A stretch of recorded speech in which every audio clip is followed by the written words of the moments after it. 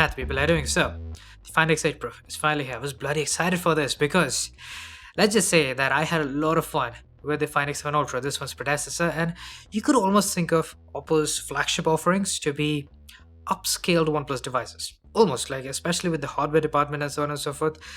It's definitely an interesting approach that we have, and it's definitely something that you could consider, especially if you're thinking of OnePlus devices, but you just want something more and you're willing to pay for it. That's basically the way it is. So let's jump in. So the fact is simple. Both of these phones do offer a lot of color profiles because on the Vivo, I think this has the highest number of choices that you can have because you have the vivid color profile, which as the name indicates, vivid colors. And then you have the texture mode, which is insanely high contrast, especially like if you just want a stylized shot or if you're just shooting in very flat lighting. Texture mode is gonna make it look punchy no matter the cost. But it doesn't work out perfectly all the time, especially if you do have dynamic lighting. It won't be the best result that you're gonna get. However, it does give you nice natural colors, which is by far my favorite color option on just about any smartphone. The Oppo, on the other hand, takes a slightly different approach because yes, you get a vivid colors option and you also get a natural colors option. The problem is, as opposed to the regular base color profile that you can have in auto photography mode, the vivid colors, not my favorite, is not particularly consistent with the vibrance of the colors. And on the other hand, the natural color profile lowers the contrast, which, look, I don't know about anyone else, but I like my contrast nice and high. And if it lowers the contrast, then that's not the color profile for me. That's not going to be something that I care for. So in my personal opinion, the regular color profile is perfect for me. But yes, you do get choices on both. You can go completely granular on the X100 Ultra as well. Like you can just tweak it as much as you want. Now look, of course, tweaking can only get you so far. When you're using the auto photography mode, there's a lot of variables. And this is something I've noticed. When it comes to slightly lower light, especially like when you're shooting during sunset, which is something I do a lot, as you can probably tell.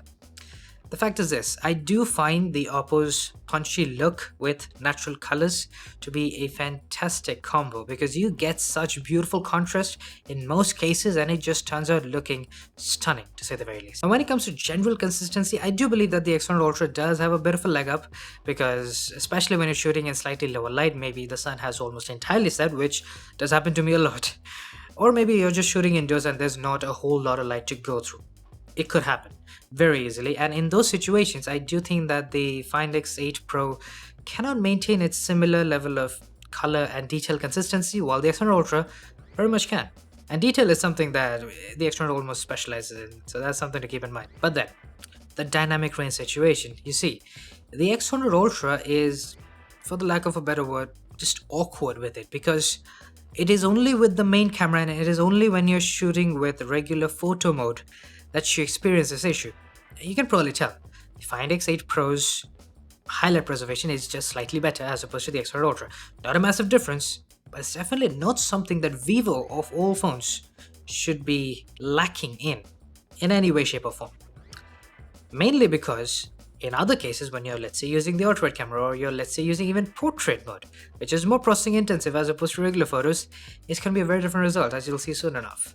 Now, before we move on, in case you're wondering about the X200 Pro, which is all the rage right now, well, don't worry about it anymore because I have ordered it and it'll be here soon, and man, I cannot wait to get my hands on it and just dive in. But until then, the X100 Ultra is gonna be more than well enough for this comparison, and so let's keep going.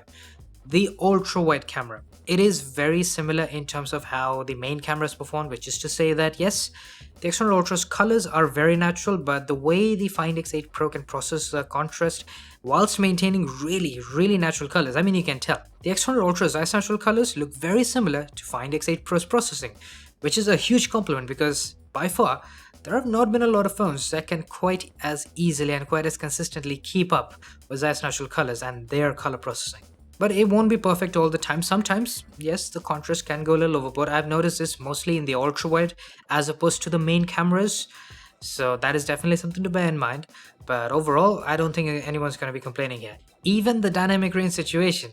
The X100 Ultra is actually much better and basically just as good as the Find X8 Pro when it comes to the ultra-wide dynamic range as opposed to the weird situation we saw with the main camera. And then of course, we have macro photography on both. Now, the approach that both these phones take for macro photography is my personal favorite.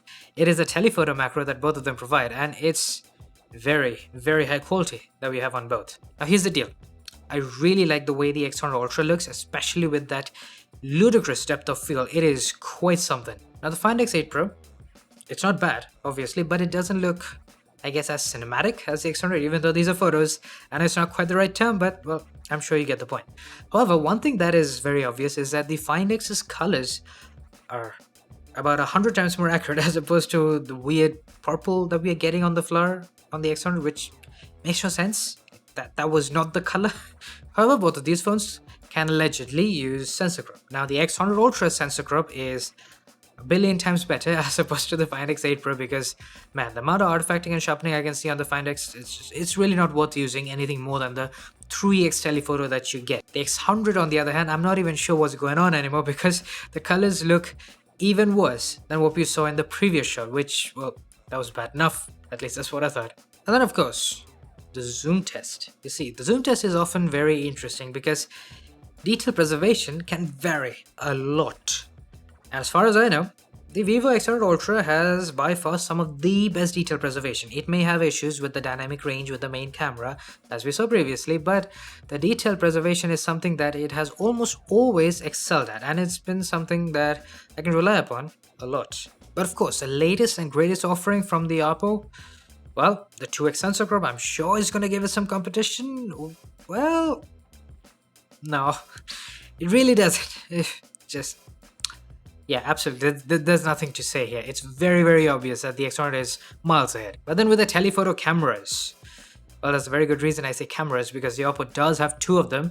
So that is going to make things very, very interesting because at 3x, with the insane 3.7x telephoto that we have on the X100 Ultra, is something else. The sensor quality on that, along with the processing that takes absolute 100% advantage of that insane hardware, there's really nothing much to say here because the X100 Ultra, just as predicted, is performing a whole load better as opposed to the Find X8 Pro. But the Find X does come in with the 6x. These are the big guns that it's pulling out, but will it actually help? Because as per my prior experiences, it doesn't really matter if the opposing phone has two telephoto cameras. More often than not, the X100 Ultra will still pull ahead because, once again, proper software processing with ludicrously good hardware, it just works out a little too well on the X100.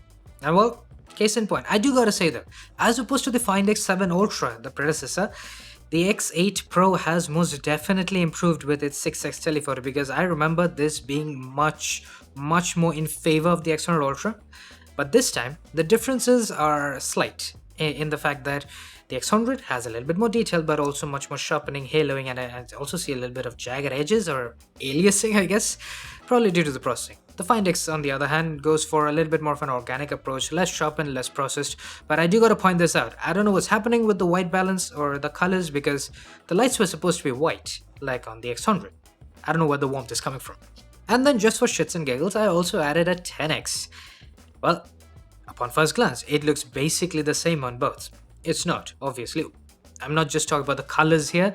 They are completely off on the Find X8 Pro, which I don't know what's going on with that, but yeah, the X100 is far more accurate. However, zooming all the way in and just the X100 Ultra, the fact that they can produce such a beautifully detailed shot as opposed to the Find X8 Pro, which is using a 6x telephoto, it just really blows your mind, right? Especially considering the fact that these are not easy circumstances that we are shooting under. These are not under ideal lighting. And especially in situations like these, if a smartphone has a hardware advantage, it will pull ahead. That's how it's been for ages. But the X100 is completely going against any and all norms that we are aware of. And just to clarify, I'm not saying that the Find X8 Pro has worse detail preservation when it comes to the zooming technology that we have. It is almost on par. Maybe the X100 does pull ahead in certain areas. Other areas may depend on the kind of images you prefer or kind of processing you prefer. But the fact that the X100 can do this with a singular camera really goes to show how important processing can be and how important just a singular piece of hardware can get. But of course, the details test doesn't just stop here because now what we have is the high resolution. Now with the main cameras cropping into 500%, I think that the X100 Ultra is just blatantly better. If you were thinking that the ultra-wide camera, because of just how good the processing is on the Vivo, was going to perform exactly the same, well, you would be in the same boat as I am. And we would also both be wrong, because turns out that the Find X8 Pro, which by the way does have a slightly less wide field of view as opposed to the X100 Ultra, less wide field of view. Anyways, you get the point. It does appear to have better detail preservation, because I'm seeing less artifacting, less noise, and similar level of detail. So that's a win-win in my opinion. And now, what I think is possibly the most exciting part of the X100 Ultra camera comparisons. That goes for all of them, by the way. If you want to check those out, by all means, links are in the description, and I also try and link them in the comments if I don't forget. And well, these are of course the high-res telephotos. Now, the X100 Ultra has only one, the Find X has two. So with the 3x and with 50 megapixels, only using the 50 megapixels, well, I would say it is fairly close, but to be completely fair, the X100 Ultra does have less sharpening and overall better detail preservation, especially in some of the finer textures, and also the colors do seem a little bit more accurate. So yeah, it does take a lead, but the real test, the exciting test, is pitching the Find X's 6x 50 megapixel mode versus the X100 3.7x 200 megapixels. I mean, if that doesn't get you excited, I don't know what will. And while cropping all the way into 500%, this is obscenely close. It's very difficult to determine if one of them is pulling ahead or not, because there are certain parts of the image that look a little bit processed on both, while other parts look a little bit nicer. Like it's a whole mess, where both images are really good and really close. So I'm tempted to call this a tie, but overall I feel like the X100 has maybe a little bit less overall sharpening and processing, which, by the way, if you were expecting anything, it's probably something along the lines of the Find X, with the telephoto camera and the hardware advantage having less processing, but that's not the case. It's quite the opposite. And now with that done, we are finally through the details test. Now we shall be moving on to selfies. And see, in the selfies department, this is a very odd little thing that I've noticed. Previously, like around a month or so ago, I kind of thought that the X100 Ultra had much better selfies, like in the consistency department mainly, and also in the way the processing and the contrast is handled. Because as you can see, consistently the Find X8 Pro is doing a better job, whether it's dynamic range, whether it's the colors, the contrast, so on and so forth, skin tones.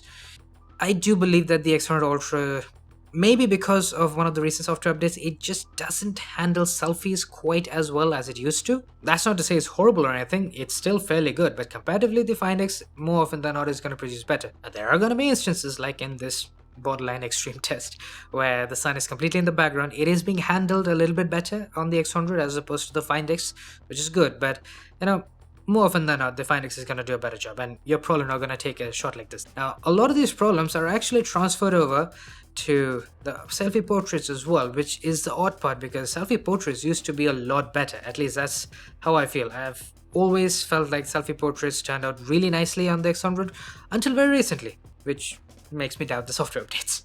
And as you can probably tell, the biggest issue is that yes, the contrast could be handled a little bit better in certain cases and all, but it's the edge detection. I feel like the edge detection for some reason has gotten worse. We don't have a smooth roll-off in various cases. There's a lot of jagged edges. There's a lot of mistakes in the edge detection, which is, in this day and age, not expected. Like, I mean, look at the Oppo. It has basically perfect edges through and through. That's how it should be.